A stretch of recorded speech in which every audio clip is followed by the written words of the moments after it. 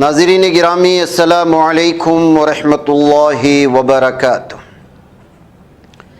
سیدھی بات کے تازہ ترین پرائم ٹائم میں آپ لوگوں کا استقبال ہے۔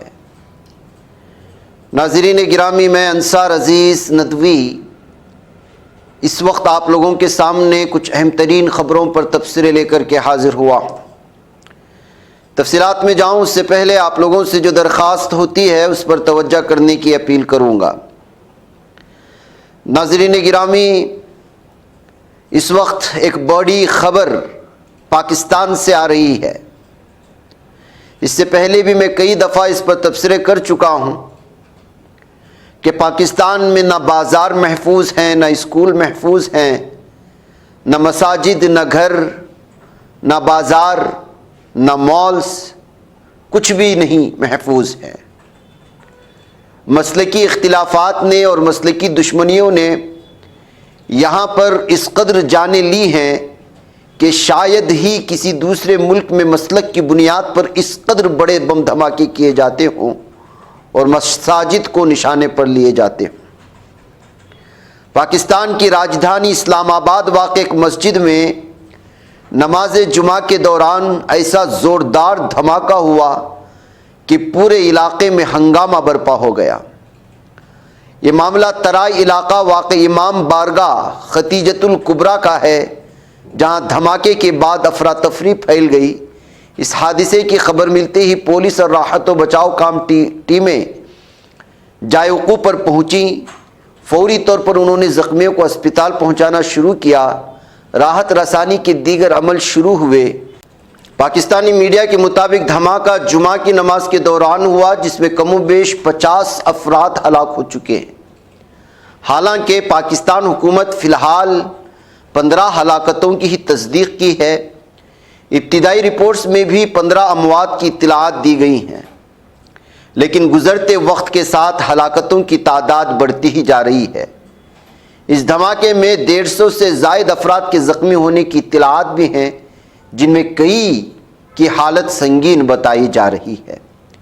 تو یہ صورتحال ہے ناظرین گرامی۔ اب اس پر کیا تبصرہ کیا جائے، کیا شیعہ سنی کی بات کی جائے، کیونکہ جس مسجد میں حملے ہوئے ہیں شیعہ مسجد کہی جا رہی ہے۔ جو بھی ہو، لیکن مسجد تو مسجد ہے۔ ایک مرتبہ اللہ کے نام پر جو زمین وقف کر دی جاتی ہے، اب نشانہ جو کوئی بھی ہو، ظاہر سی بات ہے کہ اپنے ہی بھائیوں کے خون سے ان کے ہاتھ جو ہے لت پت ہیں۔ ایسے میں جو دھماکے کراتے ہیں وہ کسی مسلک کے بھی نہیں ہوتے، وہ کسی مذہب کے بھی نہیں ہوتے، یہ دنیا کے سب سے بڑے درندے ہوتے ہیں جو انسانیت کا قتل عام مچاتے ہیں۔ ایسے میں مساجد کو مخصوص نام اور مسلک دے کر کے ہمیں اس کو ایک جائز ٹھہرانے کی جو کوششیں ہوتی ہے کہ فلاں کی مسجد ہے، فلاں کی مسجد ہے، دراصل سب سے بڑا درندہ وہی ہے۔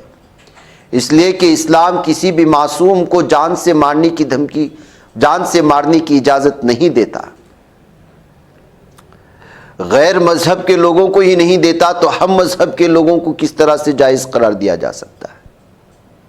صورتحال بھیانک بنتی چلی جاتی ہے، اور جب اس طرح کے معاملے آتے ہیں اور بالخصوص کسی خصوصی مسلک کے سلسلے میں بات ہوتی ہے تو اس بات کو سنجیدگی سے لینے کے بجائے یوں کہہ کر کے بات ختم کر دی جاتی ہے کہ یہ تو ہوتا رہتا ہے۔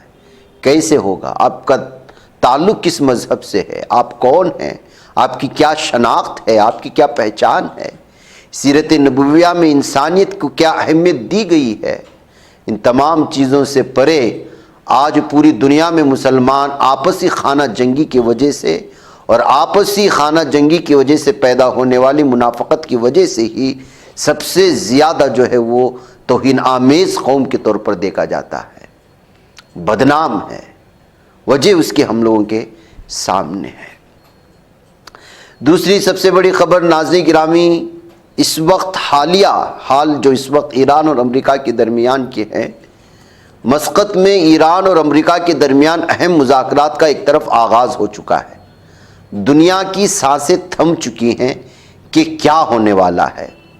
عمان کے دارالحکومت مسقط میں شروع ہونے والی ان بات چیت کو خطے میں بڑھتی ہوئی کشیدگی کے تناظر میں نہایت اہم پیش رفت قرار دیا جا رہا ہے۔ مذاکرات عمان کی ثالثی میں ہو رہے ہیں، یعنی قطر کی، تاہم ایرانی اور امریکی وفود کے درمیان بات چیت بالواسطہ انداز میں جاری ہے۔ ایرانی میڈیا کے مطابق مذاکرات میں ایران کی قیادت وزیر خارجہ عباس عراقچی کر رہے ہیں، جن کے ہمراہ نائب وزیر خارجہ برائے سیاسی امور مجید تخت روانچی، وزارت خارجہ کے ترجمان اسماعیل بقائی، نائب وزیر خارجہ برائے اقتصادی امور حامد غنباری اور دیگر نئے سینئر سفارتکار شامل ہیں۔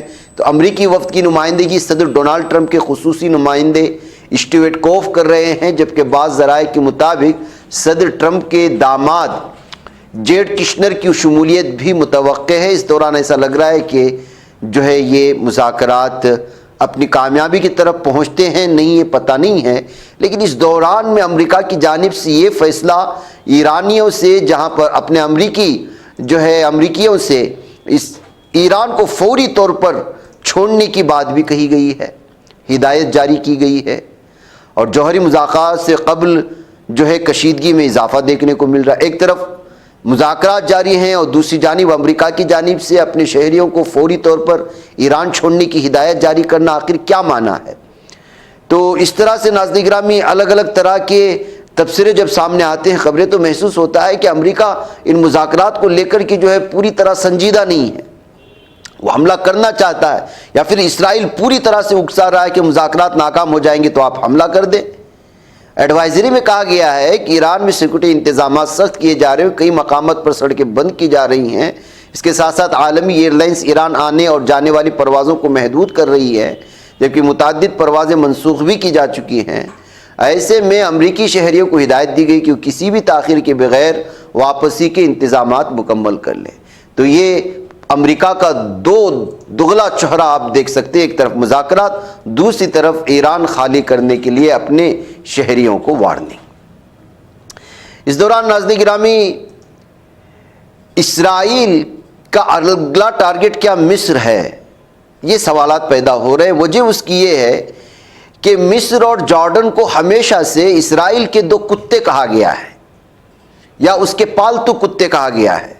بظاہر دیکھنے میں اسلامی ممالک ہے، لیکن کبھی بھی انہوں نے صرف روٹی اور چاول غزہ کے پٹی کے مسلمانوں کو یا فلسطین کے پٹی کے مسلمانوں کو دینے کے بجائے دوسری کسی بھی طرح کی حمایت نہیں کی ہے۔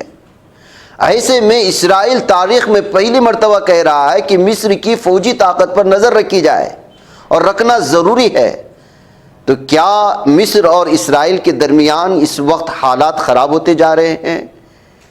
کیا مصر کے اندرونی طاقت، جو بہت بڑی طاقت مانی جاتی ہے اور ٹاپ 10 میں سے ایک ملک مانا جاتا ہے مصر کی فوجی طاقت، تو ایسی صورتحال میں کیا مصر کے سیسی اور اسرائیل کے ظالم وزیر اعظم بنیامین نیتن یاہو کے درمیان میں سب کچھ صحیح نہیں ہے؟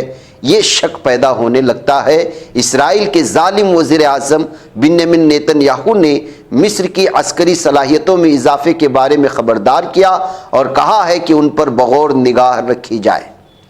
روزنامہ اسرائیل ہایوم، ایک بڑا اخبار ہے اسرائیل کا، اس کی بیان کے مطابق نیتن یاہو نے مصر کی بڑھتی ہوئی عسکری صلاحیتوں کے بارے میں خبردار کیا اور کہا ہے کہ میں نہیں جانتا صدر ٹرمپ کا ایران کے بارے میں حتمی فیصلہ کیا ہوگا۔ اس خبر کے مطابق نیتن یاہو نے جمعرات کو کینیسٹ کی خارجہ اور دفاعی کمیٹی کے بند کمرے کے اجلاس میں کہا ہے کہ مصری فوج اپنی قوت بڑھا رہی ہے اور اس کو نگرانی میں رکھنا ضروری ہے۔ مصر کے ساتھ ہمارے تعلقات ہیں، لیکن ہمیں عسکری طاقت میں حد سے زیادہ اضافے کو روکنا ہوگا۔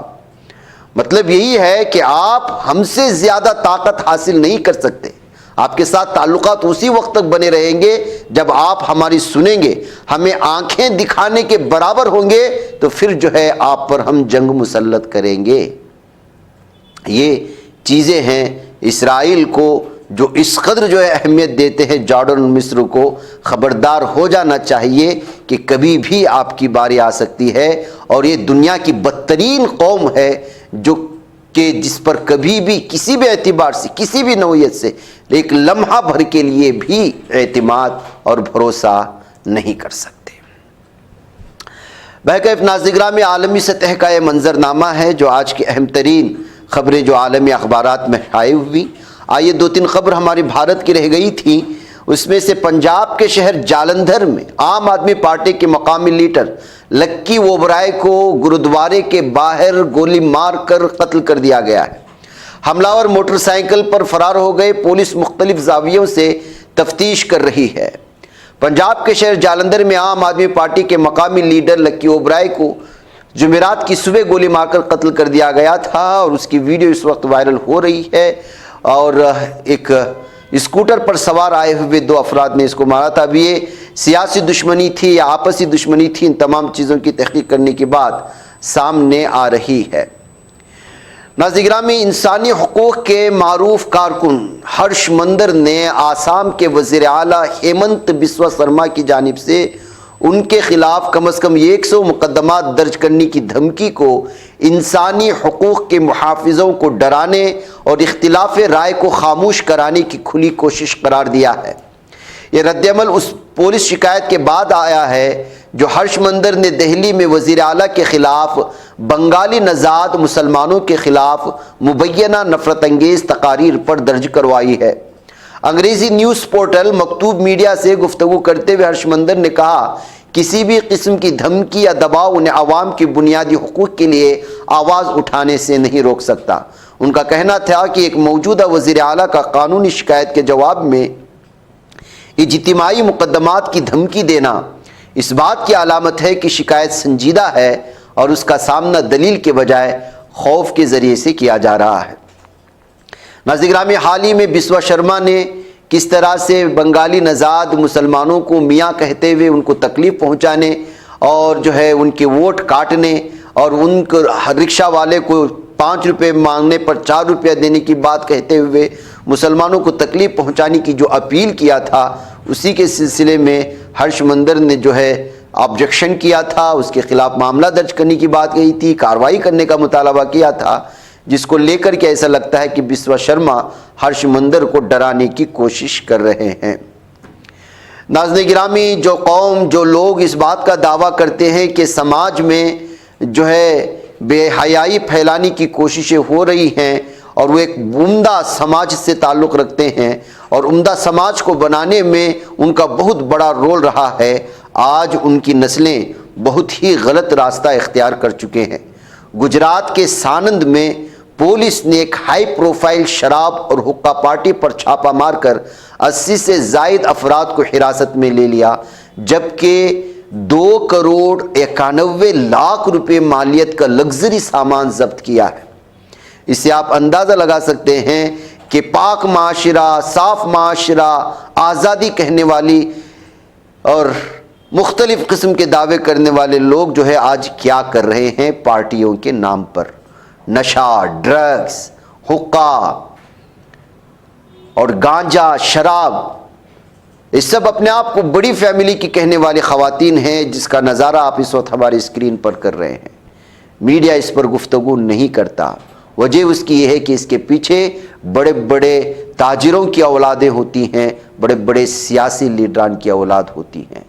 ان کو یہ منشیات آتی کہاں سے ہے، پروستا کون ہے؟ اور گجرات تو وہ علاقہ ہے جہاں پر شراب پر پابندی ہے، اور پھر اسی ریاست میں کھلے عام سب سے مہنگی ترین شراب بیچی جا رہی ہے، حقہ پارٹی کی جا رہی ہے، اور اس کے بعد میں کیا کچھ ہوتا ہے یہ تو آپ جانتی ہیں۔ بتایا جا رہا ہے کہ شادی کی سالگرہ کی مناسبت سے احمد آباد کی معروف شخصیات اس میں شریک تھی۔ گجرات کے سانند علاقے میں پولیس کی کارروائی کے دوران 81 افراد کو حراست میں لیا گیا، پھر اس کے بعد جو چھاپہ ماری کارروائی ہوئی، یہاں تک کہ وہاں کھڑے ہو کر کے بنانے والے ویڈیوگرافر کو ویڈیو تک بنانے سے روکا گیا، لیکن انہوں نے اپنی ویڈیو بنائی۔ ضبط کیے گئے تمام سامان کی مجموعی مالیت تقریباً 2.91 کروڑ روپے بتائی گئی ہے۔ 81 افراد جن میں 43 مرد اور 38 خواتین شامل ہیں۔ پولیس اسٹیشن ان کو لے جانے کا منظر بھی ویڈیو میں قید ہو گیا۔ اس کے بعد لگاتار اس خبر پر تبصرے شروع ہو چکے ہیں۔ ناظرین، مجھے اجازت، السلام علیکم ورحمۃ اللہ وبرکاتہ۔